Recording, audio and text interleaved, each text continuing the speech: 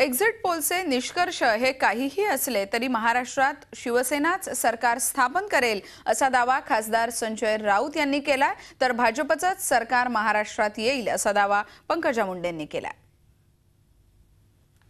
अंदाज एकच आहे की आम्हाला स्पष्ट बहुमत मिळेल आणि कोणाच्याही मदतीशिवाय कुबड्यांशिवाय शिवसेना महाराष्ट्रामध्ये सत्तेवर येईल आणि नव्या सरकारचं नेतृत्व शिवसेना पक्षप्रमुख उद्धव ठाकरे करतील, यापेक्षा कुठलाही अंदाज आमच्याकडे नाही। भारतीय जनता पार्टीला पूर्ण बहुमत मिळेल याचा मला पूर्ण विश्वास आहे आणि ज्या पद्धतीने आम्ही पावलं उचललेली आहेत त्या पद्धतीने आजचा जे निर्णय भाकीत येत आहे ते आम्हाला अपेक्षितच होतं, त्यामुळे आम्ही खूप आनंदी आहोत। बघू आता 19 तारखेला मतपेट्यांमधनं काय बाहेर येत आहे। झी 24 तास रहा एक पाऊल पुढे।